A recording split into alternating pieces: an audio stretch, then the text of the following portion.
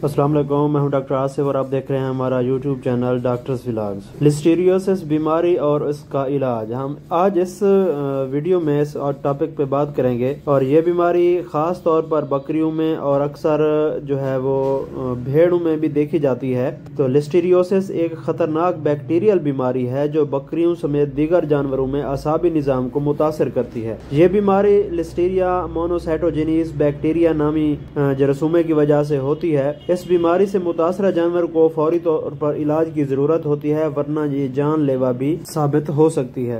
Video शुरू करने से पहले आपसे दरखास्त है कि अगर आप हमारे चैनल पर न्यू हो तो हमारे चैनल को सब्सक्राइब कर लें और बेल आइकॉन के बटन को प्रेस कर लें ताकि हमारी हर आने वाली नई वीडियो का नोटिफिकेशन आपको मिलता रहे। जी तो व्यूअर्स, लिस्टीरियोसिस बीमारी की अलामात में पहले हम बात करते हैं असाबी अलामात की। बकरियों में सर का एक तरफ झुकाव, चक्कर आना, तवाज़ुन बिगड़ जाना और लड़खड़ाना जैसी आम अलामात शामिल हैं। और बाज़ औक़ात जानवरों में एक आंख का जो है उसका बिनाई या एक आंख से अंधा हो जाना, इस तरह की अलामात भी देखने को मिलती हैं। दूसरे में जानवर खाना पीना छोड़ देते हैं और इससे खाने पीने से दूर रहते हैं और उनकी भूख खत्म हो जाती है और इसके बाद सुस्ती और बुखार भी हो जाता है। बकरियों में आमतौर पर कमजोरी और थकावट महसूस करती हैं और जिस्मानी दर्जा हरारत में भी इजाफा हो सकता है। बकरियों में जिस साइड पे फालिज होता है या भी कमजोरी होती है उस साइड से मुंह से राल टपकती है और उसी साइड से ही जानवर की आंख की जो बेनाई है वो कम हो चुकी होती है। तो ये इसकी कुछ अलामात हैं और कुछ असबाब हैं।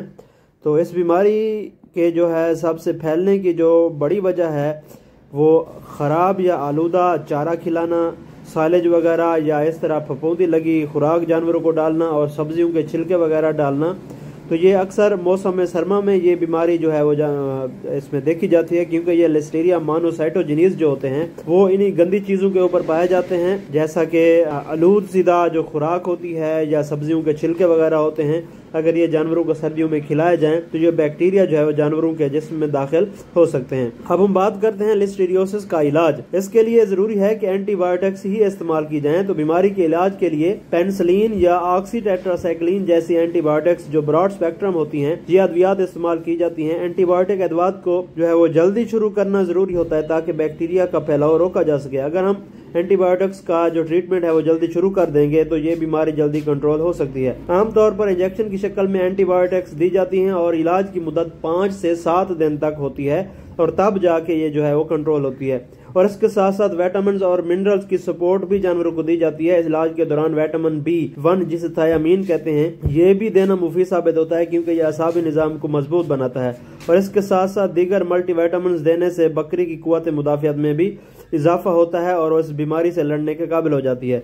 और इसी तरह हाइड्रेशन होती है। बकरी को पानी और इलेक्ट्रोलाइट्स दिया जाए ताकि जिस्म में पानी और नमकियात की कमी ना हो और जानवर को आरामदेह माहौल फराम किया जाए। जानवरों को आरामदेह और खुश्क जगह पर रखा जाए और आसपास के जानवरों से अलग कर दिया जाए ताकि बीमारी का फैलाव कम हो सके। लिस्टीरियोसिस से बचाओ, अच्छा चारा फराम करें। बकरियों को साफ और अच्छी हालत का चारा दें और खराब साइलेज से अपने जानवरों को महफूज रखें। इस तरह से हम मैनेज करके अपनी जानवरों के अंदर, बकरियों के अंदर जो लिस्टीरियोसिस को जो है वो उसको रोक सकते हैं और उनको बचा सकते हैं। हम उम्मीद करते हैं हमारी ये वीडियो आपको अच्छी लगी होगी। मिलते हैं अगली वीडियो में, तब तक के लिए अल्लाह हाफिज।